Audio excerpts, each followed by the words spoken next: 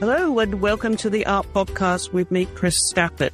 If you're watching on YouTube, don't forget you can also listen to us on the go on any podcast app. And if you're on a podcast app, then do trot over to YouTube where you can watch us there on YouTube. You'll get the full episode of the AART Podcast if you're listening on the podcast app, because often we get a lot of listeners who say we love watching you as well. So here we are on the AART Podcast with my guest this week, who is an author, an art historian, I think just a lover of arts and a supporter of women in the arts, Donna Seaman. Donna, welcome to the AART Podcast.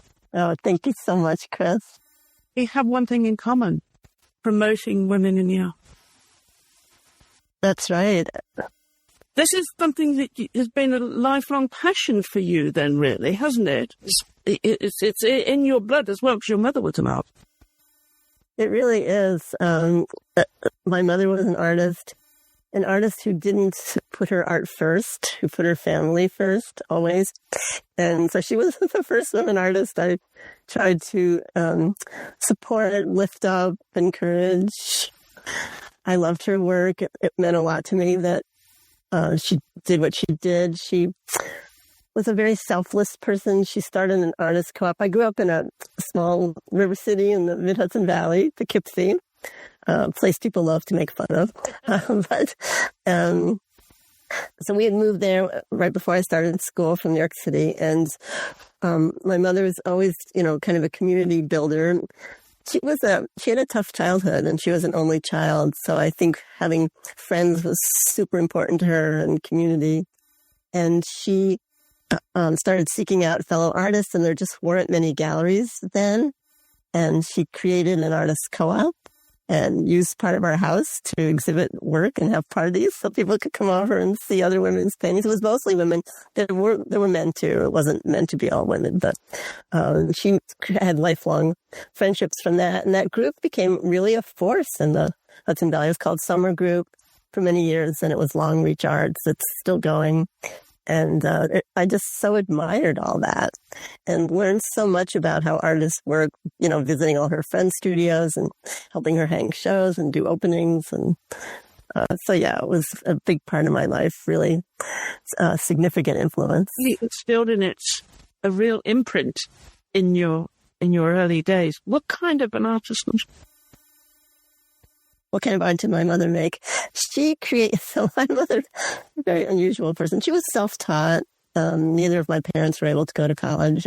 They took some community courses, but she started out doing pen and ink drawings and watercolors, and then discovered at some point a technique called scratchboard, which was mainly a commercial drawing where you work on a porcelain board. It's a very smooth white board, and you cover it with ink, traditionally with black ink. And then you take a little stylus and you scratch it out. So it's drawing in the negative. It has this beautiful texture, and it was always used on a small scale. It was like kind of cheaper than etchings, I guess. And you'd see it in old magazines and newspapers.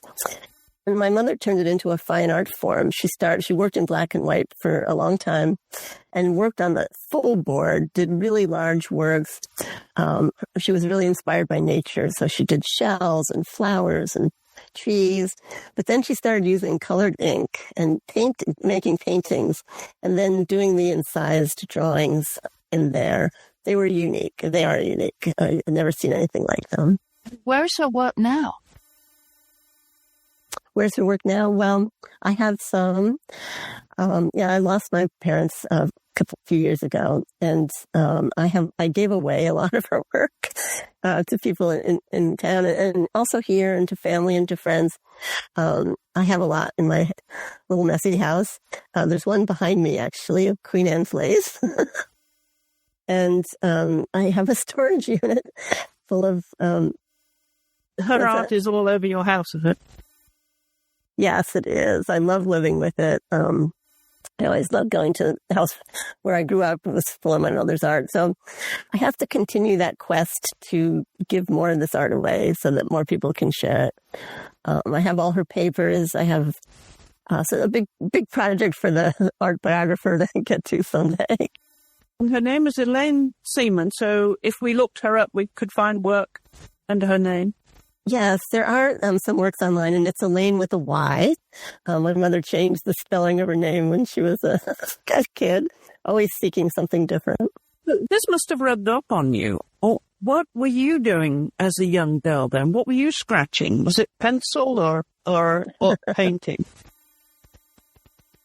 It certainly did rub off on me. I won't try and pretend that that we didn't fight like all mothers and daughters fight, but like my mother, I'm very, very moved by beauty. I mean, I remember being a young girl, maybe aware of my first sunset and weeping, just so moved by it.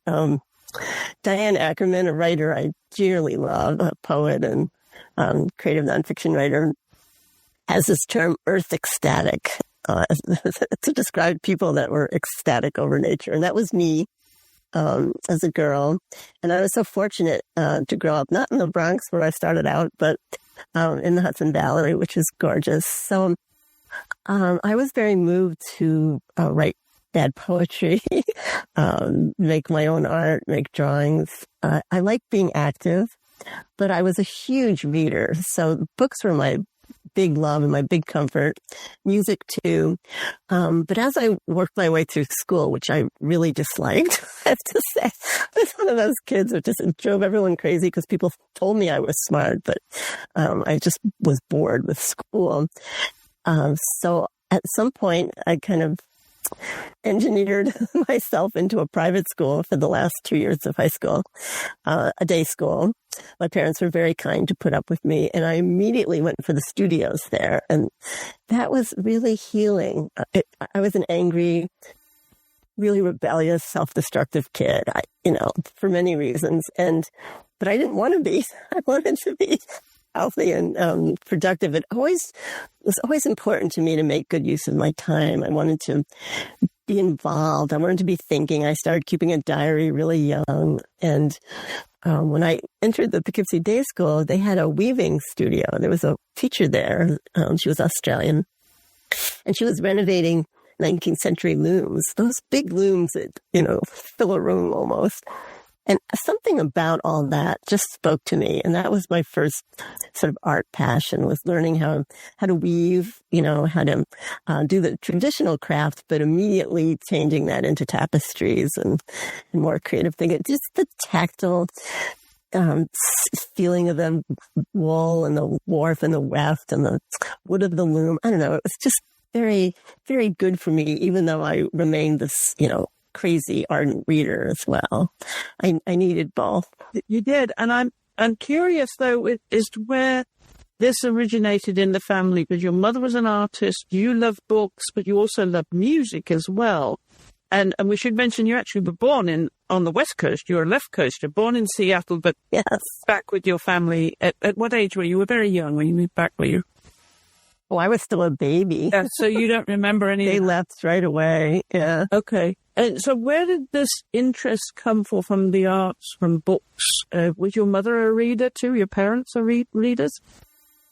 Yes. Both my parents were incredibly sensitive, caring people. They were big readers. They both had really tough childhoods. My father was kind of unhoused for a while. He had to drop out of school. I mean, they would hate to hear me tell these stories because they became such incredibly cultured, beloved people.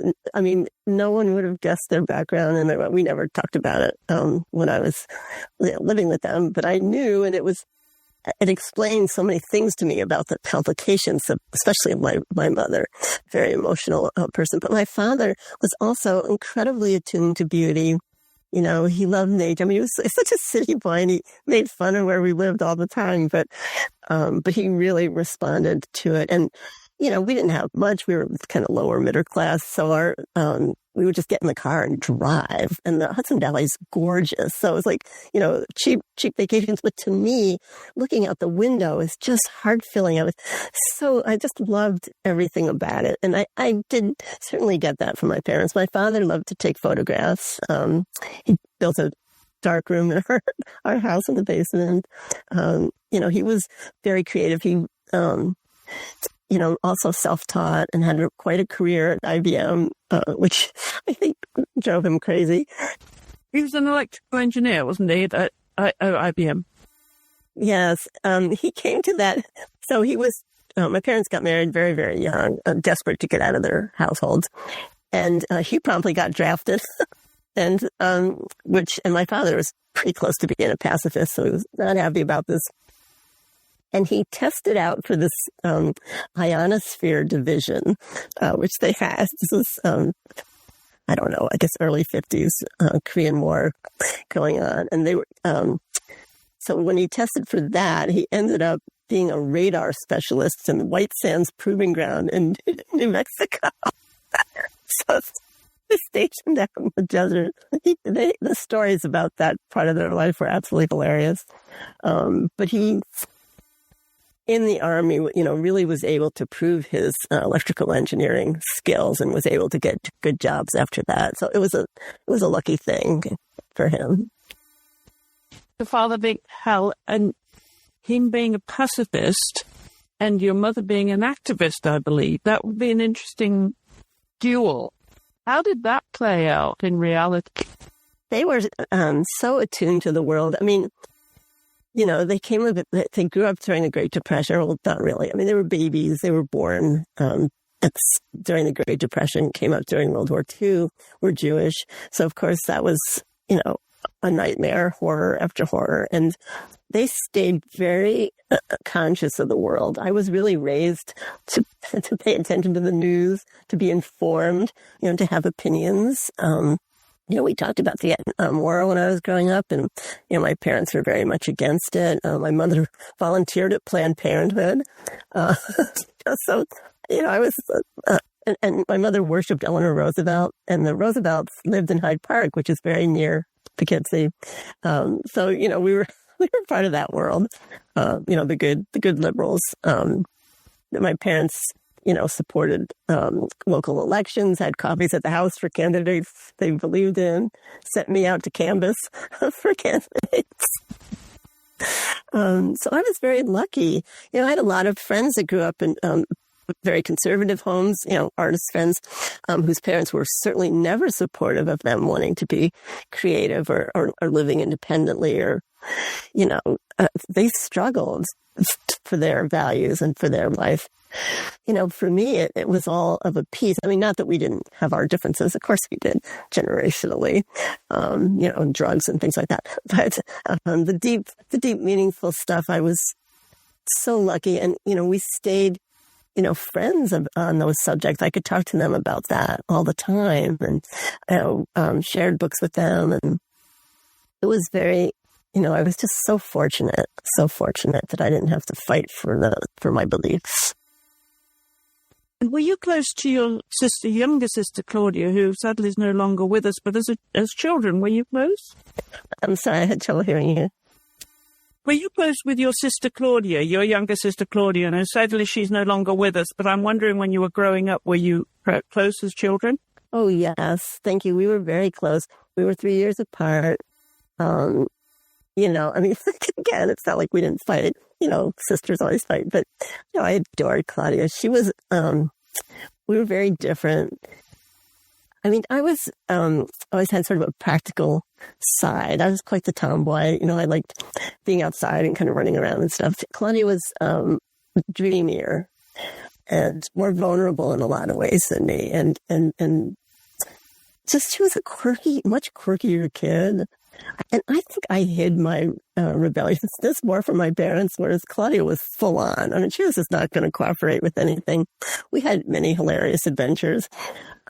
She was very talented. She loved music. She was, I had music lessons too. I wasn't particularly good at them. I loved playing the piano, but it wasn't my strong point. She played the flute.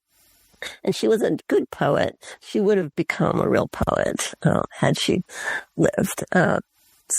Really sensitive girl, a horse girl, absolutely loved horses, which she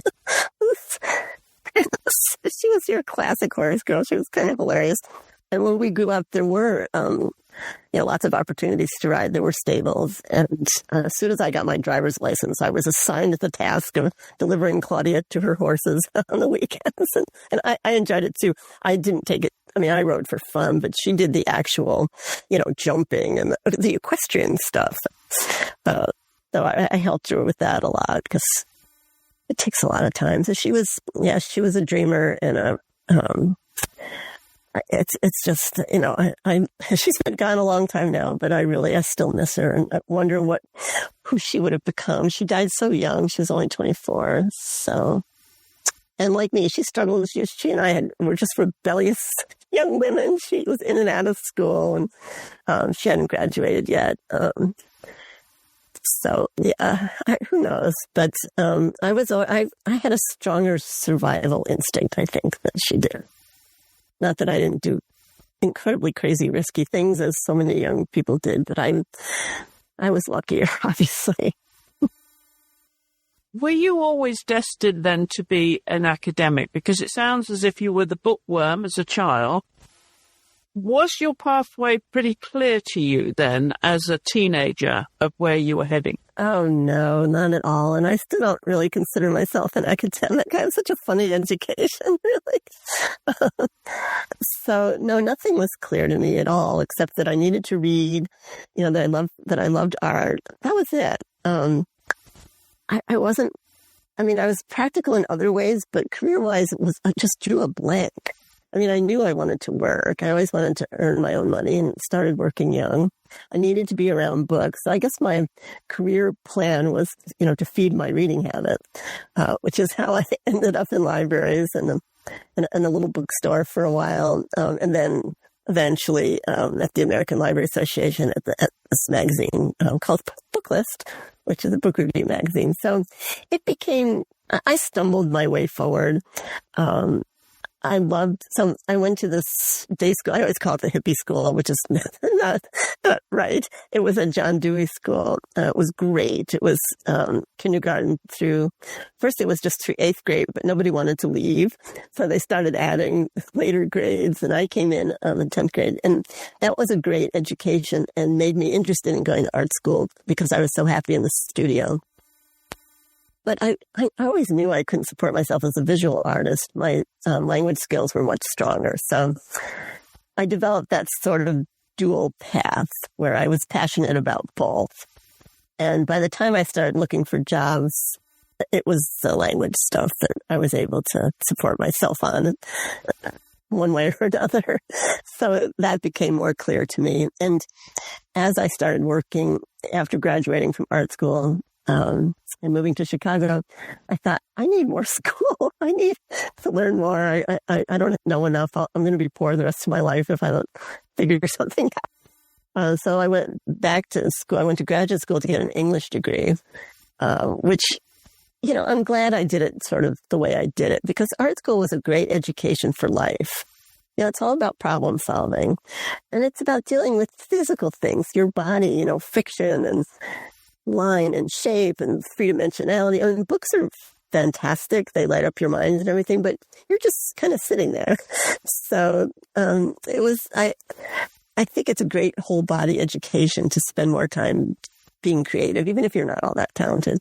Building things, drawing, painting, thinking about color and shadows and light and dark. I mean, there's so many parts of your brain that come alive that way. I think a lot about how, old education drawing was always part of it. You learned how to write and you learned how to draw pre-cameras. And I think that was good for us. I think that hand-eye coordination, that really scrutinizing your world, draw a glass, how do you capture those little reflections? So I think I just instinctively needed that. And art school was really good for me on that level. But when it came down to it, when you're really facing your future, I was like, oh no, I'm a word person for sure. And there were a lot of reasons I went to that, some financial, but that's how it turned out. And so when I went to graduate school to get my MA in English, to me, it was like a new world that I was just so like, oh my God, this is what I've needed all these years. But it's the perfect combination for you, isn't it? Having the bachelor's in fine arts and the master's in English now, combining what you've done, in the book world, in the art world. It all came together. I mean, it's the perfect marriage.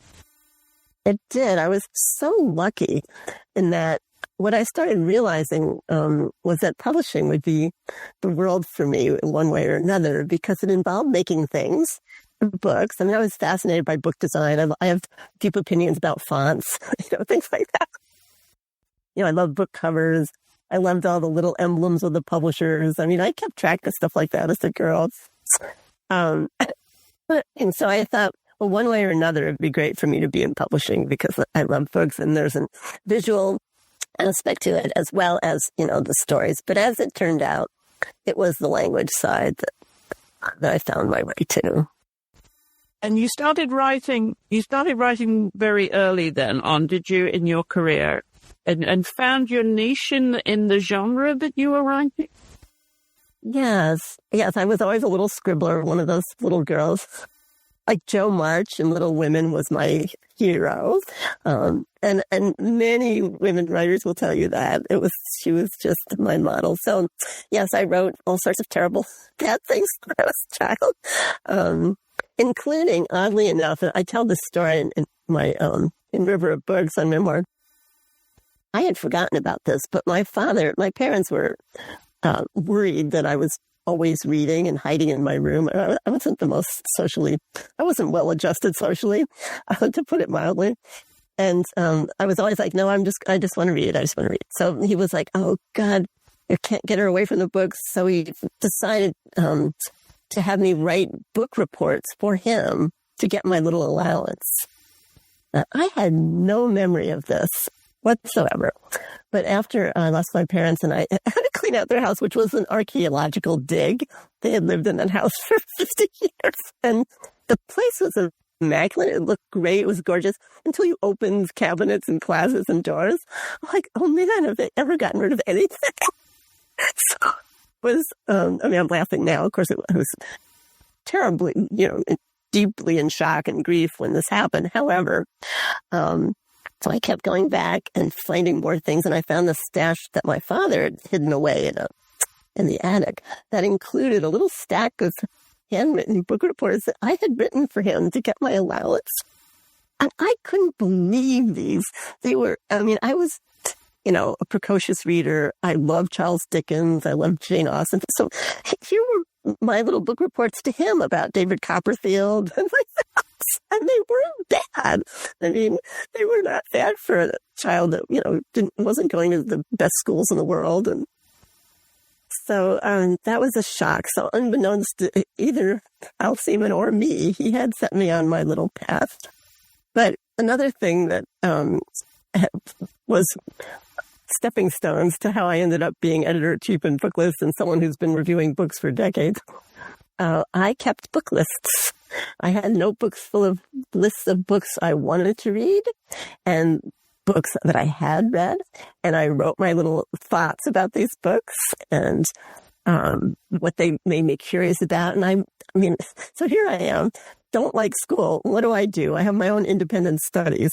Like at one point, I talked to my parents about where we were from and I had relatives from Odessa and Kiev and little shtetls in Poland. So I'm like, I need to read about Russia and I need to read Russian literature. And I assigned myself that as like a tween and had notebooks about it. So that was all, so later I was like, oh yeah, that's the kind of person I am. I need to be around folks.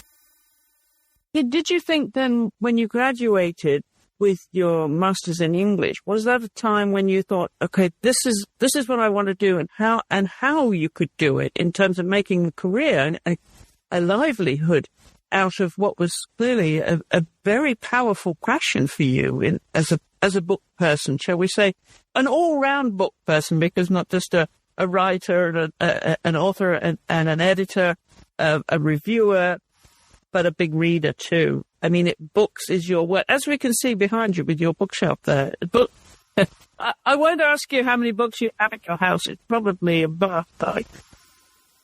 too many. And this is a project in progress, unfinished project. I had so many books and had to get rid of a bunch of them. So about a year ago, I went through this huge weeding process, which was agony to me.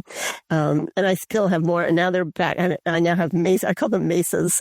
I now have book stacks on my floor again. I had it clear for a while. But so yes, I love that you say I was an all-around book person. I really appreciate that. And I was sort of open to anything. And I found my way to jobs doing various things at libraries and working in a bookstore. And when I left graduate school, I felt, so after I got out of art school, I just took any jobs I could get.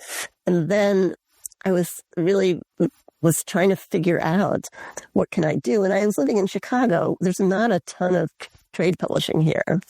But there's a lot of associations that have publishing. There was some Encyclopedia Britannica. I applied for different jobs, but the American Library Association, a not-for-profit, had a books department. That's what I knew about, and applied for a job there. Before that, I chose my university purely on tuition coverage. I looked for a school that if you were a full-time employee, you would have tuition benefits, because I had nothing. I mean, I couldn't pay for school. And I really was trying to avoid loans, because I didn't ever see myself as somebody making a lot of money. So again, pure chance, found a job at DePaul University, which is a real Chicago city college. It has a famous theater school, and its law school is quite well known. And many Chicago and Illinois politicians came through DePaul University. It's a Jesuit university, which I thought was fine. I thought it was great. And so I got a job there in the law library as a circulation manager. And it was fun. It was such a different world. I mean, the whole legalese, the legal text. I'd never been in a library like that before. I write about this in the book. It's just, they're all the same. Just shelf after shelf of the same reporters and U.S. code. And it was quite an education. It was good for me. But I could have, the other option was librarian, which I thought about.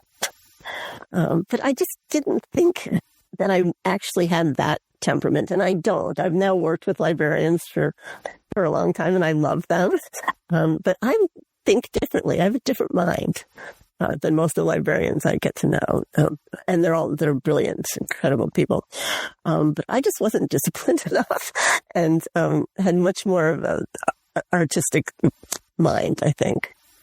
So that's when publishing struck me as the better realm for me than librarianship. How was that next step then into that world? That next step was finding my way to American Library Association, where they had a publishing department. And I started out as, everyone starts out in publishing as an editorial assistant in their ALA editions. It's their book department. And I did not have the best office skills. I mean, I've been such a wild child. So I sort of struggled with that for a while, and I had a very strict boss who I actually adored.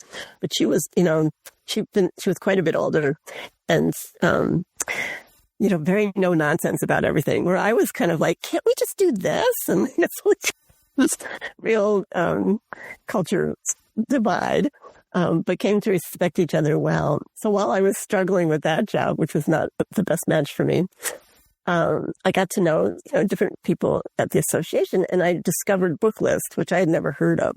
It's not public, it's a trade magazine. It's for the publishing insiders. So its peers are Library Journal, Kirkus Reviews, and Publishers Weekly, which are all corporate publications. So we were not for profit. So Booklist, while it's always been highly valued, it's been around for 121 years now.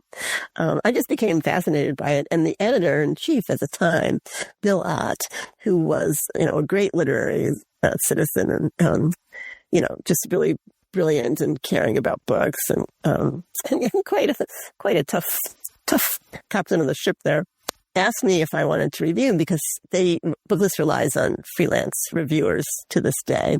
And one great source of ready source are ALA staff, because you're right there.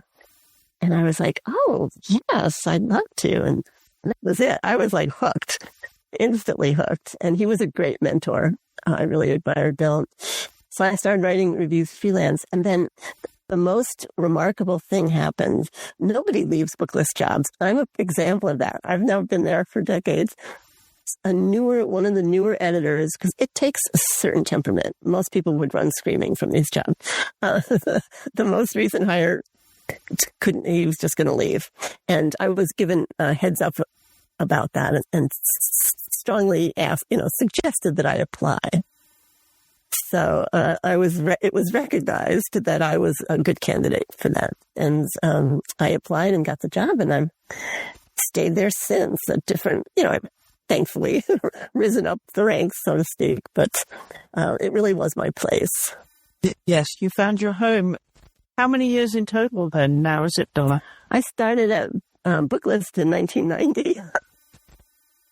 So I've seen a lot of changes, a lot of changes. But also, this is the thing that interests me tremendously is what changes, what remains the same and what changes. How is that balance, especially in the arts, right? And so to see things change so much technology-wise and the role of magazines and society and print and digital, to have worked through that big revolution and to see that the core values that what really matters, what's in the books itself and writing itself and language does not change. That incredible conversation that literature remains vital and vibrant. And, it changes in many ways, but not the deeper ones, not the deeper values, not the deeper commitments to art, to excellence, to clarity, to compassion, to empathy. All that remains the same. At what point then in this new career path were you thinking, I want to be an author myself? I have to say that I find reviewing deeply humbling. I'm reading my betters all the time. So I always wanted to write. I really poured my writing passion into those reviews, which I was lucky because when I started reviewing, there was still more than one weekend book review section in newspapers. There was the New York Times, the Chicago Tribune, Los Angeles Times, Bus. These have been dying, as we know. We just lost Book World at Washington Post. But those were still vital and, maybe starting to struggle. But I was, in addition to reviewing for Booklist, which I call them the haiku of book reviews. They're like 200 words. They're really hard to write to this day. Really hard for me to write. But I had the great opportunities as a freelance writer to contribute long-form reviews to all kinds of newspapers and magazines. So that became my writing life, and it's always really challenging. And I just always would be reading these books like, I can't write books. I had such admiration for writers and knew how difficult it was. But I was writing. I was always writing on my own something. Keeping journals, thinking about stories and essays. But it took me a while. My first book was an anthology of other people's work in our nature. So this was before anyone was talking really about eco-fiction that much. So I had this idea. So my concern about the environment has been as strong as my love for art. So I did start reviewing a lot of books about environmental issues. It's a tough go. It's upsetting, but also beautiful. Some of the most beautiful writing you'll encounter. So my first book was an anthology of short stories that I felt exposed like the complexity of our relationship to the rest of nature and reminds us that we are part of nature. We're not separate. That was like a big thing to try and get people to perceive. And I thought fiction was a great way to do that. I mean, nature poetry is from the inception of poetry has been saying this, but short stories are also a way into it. So that was my first book. So I did a little writing for that. My second book was a collection of my interviews. I love interviews. I've done many, many, many interviews, and I had a radio show for some years on a community radio station associated with Loyola University. So my second book was a collection of author interviews. A lot of work, as you know, dealing with transcripts. But it was a lot of fun. And I look at that book now and I just smile to myself because I was speaking with, a lot of already established writers, but also newer writers. So I interviewed in the early years George Saunders and Colson Whitehead, and some other up-and-coming talents that Jennifer Egan. I mean, it was kind of amazing because I had no funds. I mean, this was pre-podcast, pretty much. So there was no real... I just had nothing. It was just me at this community radio station. But, I had major people come in and talk to me. Margaret Atwood, Joyce Carol Oates. I could go on. Diane Ackerman, Terry Tempest Williams, all my... Michael Chabon. It was incredible because there just weren't that many outlets at that time. And because of my reviewing. Was it before Eleanor Wachtel's Writers and Company? The radio show and subsequent podcast she had? It probably overlapped towards the end of what I was doing. So like Michael Silverblatt was talking to people and Terry Gross, of course. But in Chicago, there wasn't much. It eventually became associated with the NPR station here for a while too. But so instead of my own writing, I was writing about the writers I was speaking with. So it wasn't until after that I started writing profiles of women artists. That was my first big writing project. Was that an obvious pathway for you then to, in terms of genre, to go, for women artists as your chosen subject? It's funny, isn't it? Everyone expected me to write about women writers because I became known more as a book person than an arts person, but I never lost my interest. And one of the things that I loved about writing about books was it enabled me to read a ton of art history, art biographies, art, just cultural studies. And I've been reading The New Yorker my whole life, and I love New Yorker profiles. To me, that was just, a great form. And I felt comfortable writing that sort of, deeply researched nonfiction. So I just decided to do it and see what happened. And that led to my first fully written book, Identity Unknown, rediscovering 7 American women artists. Which I have read and thoroughly enjoyed. And it introduced me to so many women, Gertrude Abercrombie I'd never heard of, Joan Brown I had heard of, Lois Mellors Jones I was not familiar. Very, very interesting background there. And of course, Louise Nevelson I had heard of, Rennie Morton again. But again, the periphery, that it was, who were the other two? Christine Rumberg and Leonora Tawney. Yes, very good. Right. Thank you. And some of those, as I said, some I'd heard of, some I hadn't. But it reminded me immediately when it was brought to my attention, and I think I mentioned this to you in our pre-production meeting, how this immediately reminded me of 9th Street Women. Great book with Krasner, Grace Hardbian, Elaine de Kooning, Joan Mitchell, and Frankenthaler. So, I mean, they were all big names, right? So you put them against your list, I thought, which was really super interesting because so many, and I'm not an expert, an art historian, or any of that. I'm an observer. So it was interesting, your choice and how you made these people famous when they really weren't as famous in their own lifetime. Yes. So how did you choose them? Then so many. Oh, thank you, Chris. I will tell you that I set up some criteria for myself right away. And part of my mission as a former New Yorker who's long lived in Chicago in the Midwest is to write about artists that were not in New York.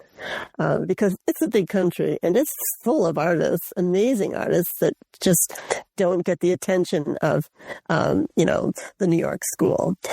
And although a couple of my artists, Louise Nevelson was the first one I wrote about, and she was absolutely New York, quintessential New York.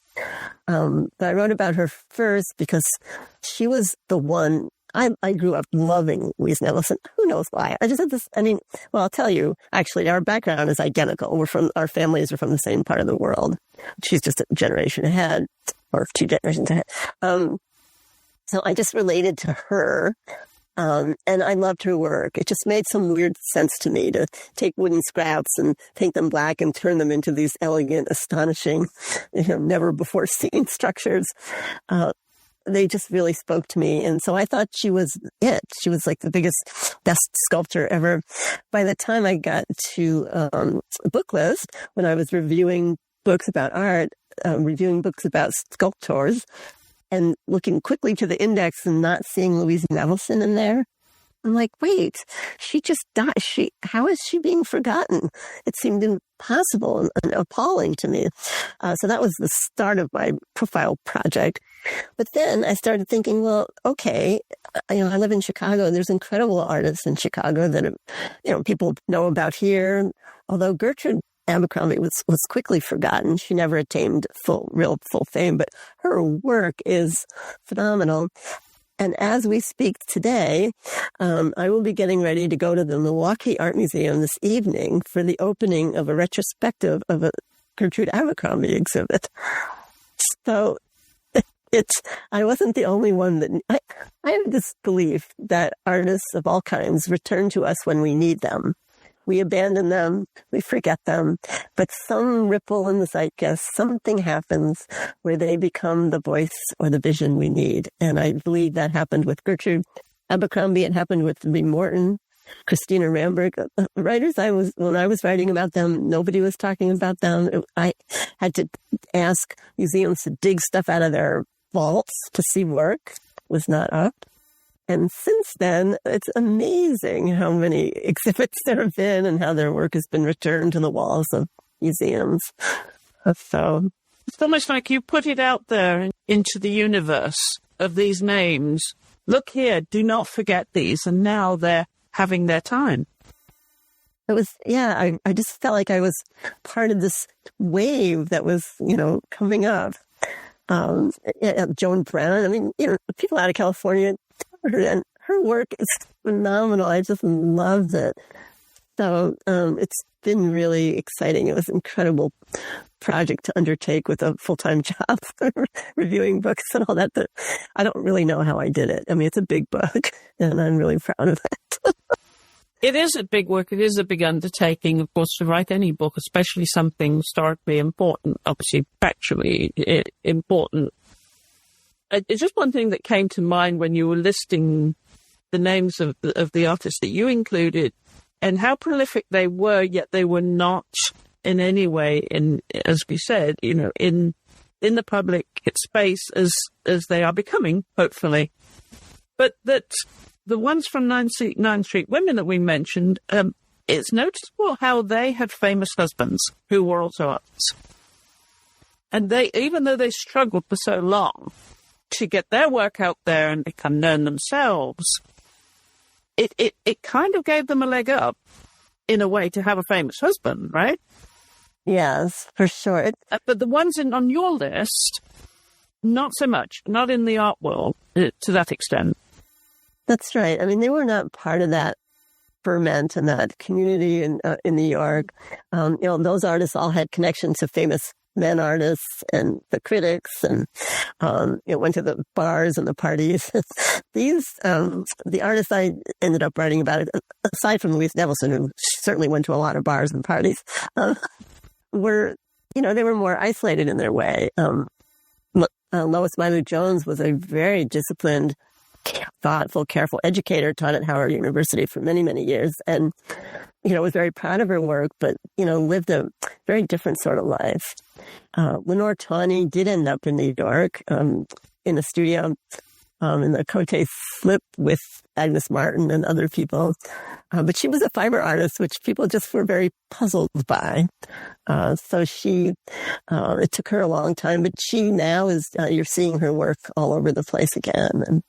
And, so yes, was hard for all women artists to struggle, but I think the women in my book had a particularly more challenging time of it.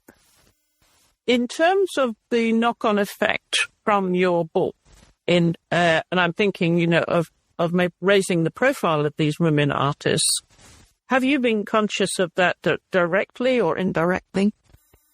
Well, I mean, I hope I've had a part in it. I think I have. I've heard from people that, in fact, I will be meeting with a couple of wonderful documentary filmmakers here in Chicago who are making a documentary about Gertrude Abercrombie, who told me that reading about her in my book was the first that they'd heard of her, and they're in Chicago. One of them actually grew up in the same Illinois town that Gertrude did, Aledo, Illinois, which is astonishing to me. So I feel like, I had a part in it, and I'm really proud of that. But there were other curators and people working on it. Christina Ramberg's a good example where, it was just time to honor her again. She was the only artist in the book I knew. She died young. So did Reed Morton. A lot of, any life story, there's a lot of sad things in there too, but also just such freedom, such creativity. They all inspired me so much. I missed each one of them when I had to move on to the next profile. You mentioned there how some of them died young, and shockingly so. That their career, their life, their art was very short-lived. That was part of that was how it was easy for them to be forgotten, for sure. Yeah, it's so sad. But their art was preserved. There's great archives. We're so lucky to have the Smithsonian American Archives of American Art. We have such wealth in libraries and archives in this country. We really need to protect and value those. My research was pure bliss. I couldn't believe the things I could find and the things that were preserved. It's incredible. Have you any intention of writing more about more women artists in the future? Is there anything on your notepad right now? Thank you. I'm thinking about several different projects. And writing River of Books was a really funny, it was a surprise. I was, invited this is your memoir. To contribute to this, the series called Ode Books. So that was kind of a surprise project, but I have been wanting very much to get back to profiles. There are other women artists I'd like to write about. I also feel like I should probably write about some women writers too, given my great literary passion. So I have some, overlooked writers in mind too. So I'm thinking about this. I'm also thinking about more personal projects. Some family members who, there's just such tragedies in my family and forgotten people that haunt me a bit. So I think about writing about them too. Can you share any of that with us? Well, I'm particularly thinking about my Aunt Flo, my father's older sister, who was, her life was just destroyed in many ways. And she could have had a great life. She was gorgeous, smart, adventurous, and the things that derailed her are just so sad. So I find myself thinking about her a lot. She was a woman that was just could never get on her own path. And of course, with your ancestry too, you mentioned some of the European countries that have some significance and you're curious about. Are there any stories there from World War II particularly that you feel should see the light of day and should be explained in some way? Oh, yes, I'm sure there are many. Certainly World War II. Another period that's really been that I've been thinking about because I heard a lot of family stories about during the Red Scare in the 50s when Senator Joseph McCarthy was. I mean, we're going through phase 2 of that and on a much worse scale. But the whole Red Scare, the communist thing, and all the blacklisting of all the artists and writers, and I have family members that got sort of caught up in that. Sort of not close family, but like cousins of. So I grew up hearing those stories and was always appalled and shocked by them. So I'm now appalled and shocked at what's going on now with revisionist history and all the censorship and book bans. I feel like there's stories from that era. Many have been told of the famous people, but there were other people caught up in that, teachers, librarians, just regular folks. So I find myself thinking about that a lot now as we see that happening again with librarians, teachers, regular people. So, are you able to share with us the women artists whose work you admire that you would like to write about now, and the list that you have? Yeah, I haven't really thought about that too much. I don't think any. The only name that comes to mind that I think about a lot is Maya Deren, the filmmaker, who went to Haiti and became a voodoo initiative, and she's just the most amazing, puzzling figure to me. So I guess she would probably be the first one I would get back to. I had started researching her and thinking about her, and then decided for Identity Unknown that I wasn't going to have any photographers or filmmakers, as much as I admire that work. I wanted to work with painters and sculptors and people, that got dirty and had studios and, that were directly making art, not using a camera. But Maya Deren is just, so she's certainly someone I want to get back to. And there's a lot of, there's some newer collections of her writings I haven't read yet. So that's another project I'm thinking about. And you sent me a list, past and current artists whose work you admired. Some I wasn't as familiar with. And now I'm curious as to why you chose those. Phyllis Bramson, Mary Frank, of course, I am familiar with. Anne Hamilton. There's several there. Gina Litherland, I think, was another one. And how did you come upon that list? What was it? Tell me how you compiled these. I'm curious how you compile these lists. You had me thinking hard, Chris. Because there are so many, and obviously you have an insight that I don't into so many more, and of the lesser-known artists, too. I thought really hard about that question because, I love, I'm just such an eclectic admirer of art. And so I started thinking about exhibits that really surprised me or just really kind of knocked me over. I don't get to as many galleries as I should. I sort of end up going to museums, for the bigger shows. It's hard for me to keep up with books and art. I try.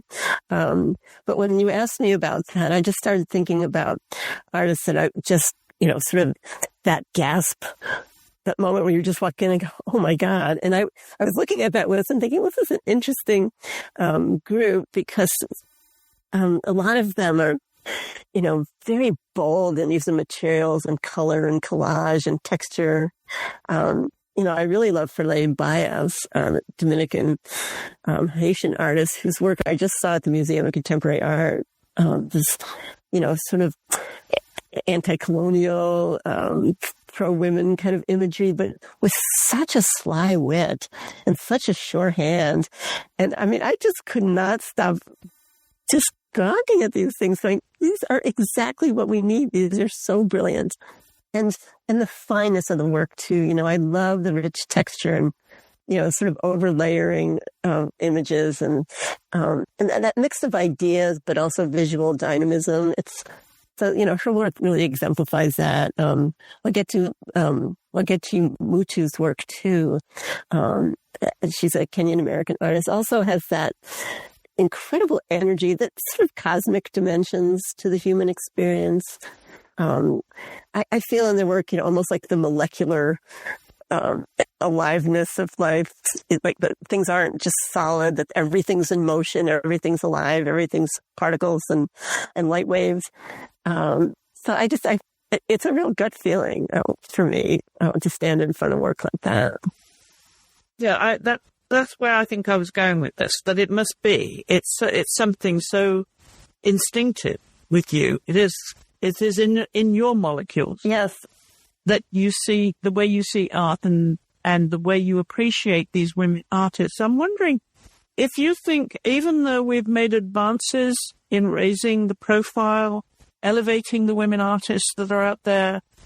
Donna, if we're making 2 steps forward and 1 step back, are we still being valued and respected in a way that we should be and equal to men? And if we are not, how do we rotate that? That's such an interesting question. And, getting to know about your podcast and listening to your other conversations and just thinking about this in general, like, all the art shows I've gone to lately, and there are some small galleries in Chicago I get to, and museums have been women's work, which seems great. And yet I know that if you go and look at, what art sells for, or other galleries and the more commercial side of things, that won't be the case. It'll still be unbalanced. It'll still be unequal. And everything I was thinking about when we got together to talk about doing this, I was like, well, I'm going to name as many women artists as I can because it's still a struggle. But I will say that I think curators are certainly making the effort. I mean, in Chicago, we had an enormous Faith Reingold retrospective of her early work, her paintings, her quilts. Elizabeth Catlett. These are artists I've loved for many years. It were really hard to see their work. And now there's been these big retrospectives. There's been these big and corresponding books, of course. So I think things are better on that level. I think you see more grants going to women artists. I think we've made some advances.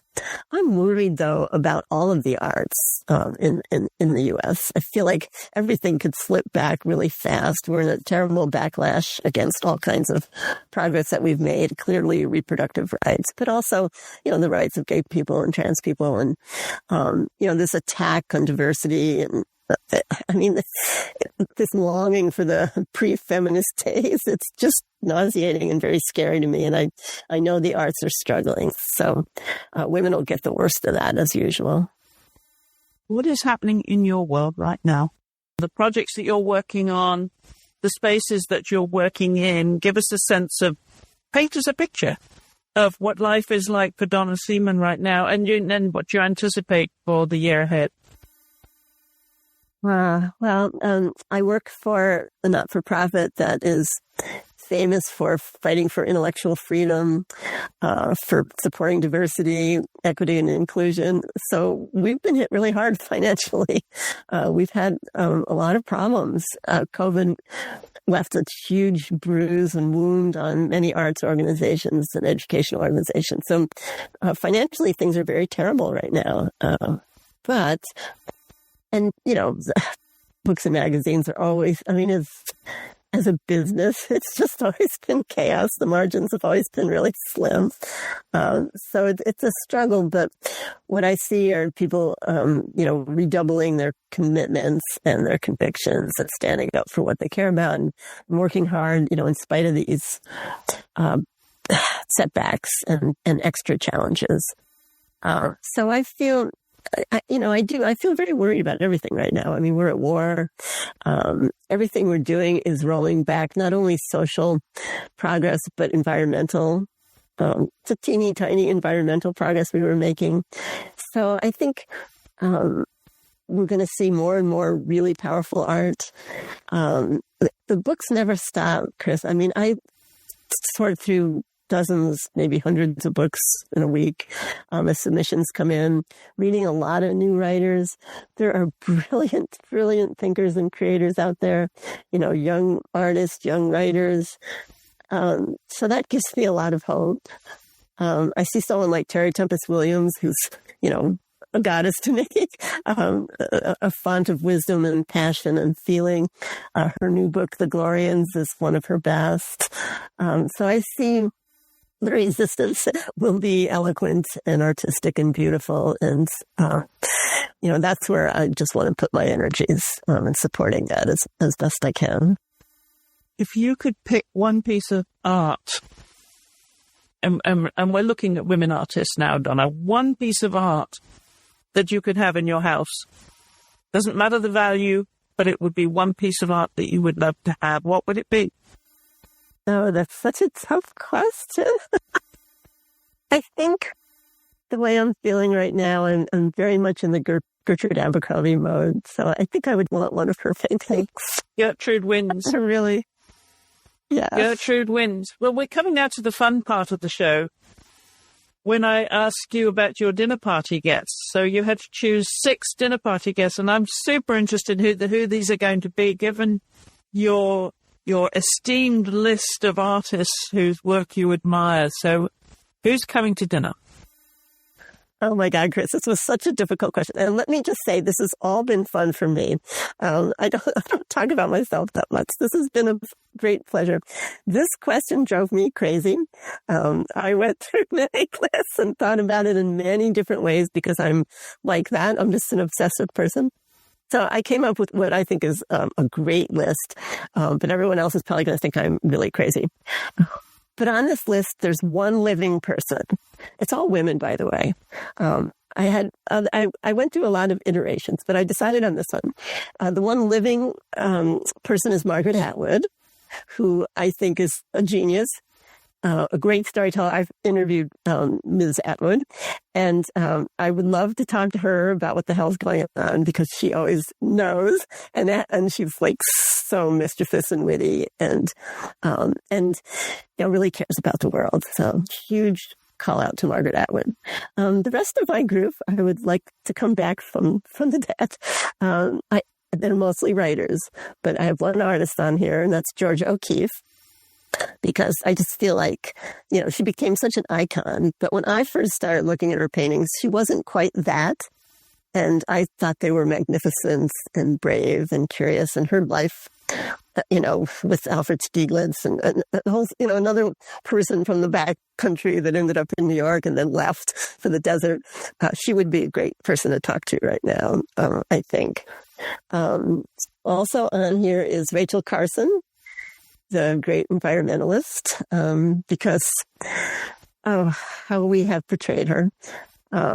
She was a huge influence on me as a girl. I love her writing. She's a brilliant writer. So it was Gwendolyn Brooks. I want a Chicago representation here. Gwendolyn Brooks was, a poet and an educator and the first Librarian of Congress. And I think she was the first African-American woman to win was it the Pulitzer? I'll have to look this up. Anyway, she's a path breaker and so supportive of young poets and just worshipped in Chicago. And I've never met her. I knew people that knew her, but when she died, I had not run into her personally. I've met her family since, so I would love to talk to Gwendolyn Brooks. I love her work. Her vision of Chicago is so important to me. Toni Morrison, another writer. Who is just her wisdom and intelligence and all her work. She was a really important editor as well as an absolute master writer. And, so she died, fairly recently, but since then things have gotten so much worse. And I would just be curious to have her come back and talk about all that she knows and how she sees the world. And my last person is Martha Gellhorn. Do you know who Martha Gellhorn was? She's one of my heroes, a really courageous war correspondent, covered wars from Spanish-American War through the World Wars, through Vietnam. She also wrote fiction, incredible letter writer. She was so brave and compassionate and lived really freely. She was married to Ernest Hemingway for a while, his third wife. But that's kind of the least of it. She was her own person in so many ways, traveled the world. I just think she would be astonishing to talk to. I think they would all like each other. This is a dynamic group, and they would all get along great, I would have thought. They'd have lots. And could you think they would be competitive? Oh, probably a little bit. Yeah. Some egos might clash along the way, but definitely. I'm wondering who's going to sit beside you. Who's on either side of you? Oh, yes, the seating was a good question. I think I'd probably try to mix it up. I mean, Rachel Carson and Margaret Atwood would immediately have a lot to talk about nature and writing. I think you could put them anywhere. I mean, the most prickly might be Georgia O'Keeffe, I suppose. So I would sit next to her. Would you rotate after each course? Yes, I think we should rotate. And I was thinking too, like the best part might be the mingling, like beforehand, and the cocktails would be important. Yeah. So is this a formal dinner party or a kitchen supper? Yeah, I think it's mostly informal. And I think smoking would be allowed. Oh, yes. Well, yes. They might not come if they can't smoke, this. Exactly. I'm willing to break all the rules for this group. And are you going to cook for them or cater? Oh, no. I'm not much of a cook. Yeah, we'd probably order in. Or catering. I mean, would you get a caterer? This is an eclectic group. Would you cater? Well, catering would be a little fancy for me. I'd probably just do takeout. I'd go pick up food. And I know that music means a lot to you, too. So what are we going to listen to in the background at dinner? That's a good question, Chris. One of my lists had musicians on it, and then I just thought, well, I had to stop. It was only 6. I probably have mostly jazz playing for this group. Right. Yeah. Depression era jazz. Oh, yeah, classic jazz. We'd have some John Coltrane and some Miles Davis and some, that kind of stuff. Coleman Hawkins. Do you play a musical instrument? I don't. I was very lucky to have piano lessons as a girl, which I loved, but I realized later it was the keyboard thing I liked. It was kind of like writing. So if we said, okay, well, you can have live music and you can choose an artist to play piano or violin or cello, and we would provide you with that live artist for the evening, who would that be? Oh, my goodness. Wow. I don't know. Alicia Keys just popped in my head. That would be pretty amazing. Joni Mitchell, Bonnie Raitt, all kinds of people would be picked. That would be quite a perfect way to round off the evening, I think, if you had the live music of your choice, too. Oh, yeah. That would be the birthday present for you, I think. Right. A huge present. Oh, yeah, there's so many others. I could think of so many musicians. On my list, I had people like Abbey Lincoln, who I really admire, Nina Simone. I'm like, could you have Nina Simone at a party? Well, that's right. It's really hard when you think of all your music tastes in life and the soundtrack of your life, too, how you pick one artist from all of those. Awfully difficult. Yeah, and you would answer that question differently on different days, different hours in the same day even. Are you a karaoke? If I came and went for a drive with you, would you sing karaoke? Karaoke? Never. I can barely speak. I certainly can't sing. I wish I could sing because I love songs. I love good lyrics, but I just cannot sing. I've never been able to. Okay. Well, we'll see if we can get Nina Simone to your dinner party. How about that? She'd be fascinating. There's so many more. I could go on and on. Chrissy Hynde, I'm a big Chrissy Hynde fan. And, Tracy Chapman. There's so many. Don't get me started. I'll just keep naming names. Well, on that note, literally, I think we have to wrap up our podcast for this week. And I'm sorry to let you go, Donna, because I think we could talk for hours, actually. And it was a very easy conversation. I thoroughly enjoyed having you here. Remind everybody of the books that are currently available, where they can find them. Thank you so much, Chris. This was such an honor and so much fun. I feel the same. I feel like we could just keep talking all day. So the books we've been talking about, I actually have them here. Identity Unknown, Rediscovering 7 American Women Artists. Sorry about all the post-its. This is my book of profiles of those artists we spoke about who are so wonderful. And this is River of Books, Life and Reading, my little memoir. This painting on the cover is mine. Oh, very good. Providing your own artwork. This is my newest book, and I've continued to do events with that book. It's a real, it's advocacy for reading, which people really need right now. I've had incredible conversations about that book. I just spoke to students at Dominican University last week, and it was incredibly moving and gratifying to me. So I really appreciate everyone's support of that little book. And everyone, how they can find you online? They can find my website, donnaseaman.com, and there is an email on there if you dig for it. And I also can be reached at Booklist at ALA. Social media?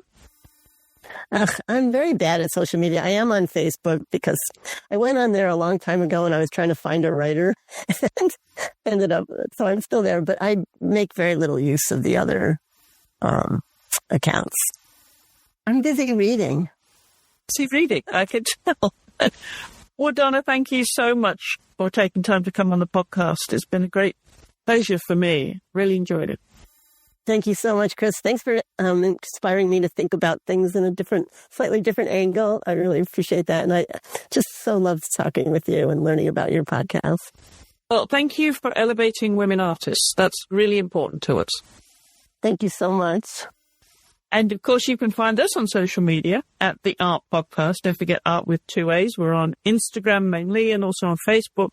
You can also find us, of course, on YouTube. If you're listening on a podcast right now, pop over to the YouTube channel. Just look for the AART Podcast. And you can reach us via email at theartpodcast@gmail.com. I'll be back in 2 weeks' time with another interesting guest from around the world of the arts. Of course, it's going to be women because that's what we're all about. And thanks again to my guest this week, Donna Seaman. And thank you for listening.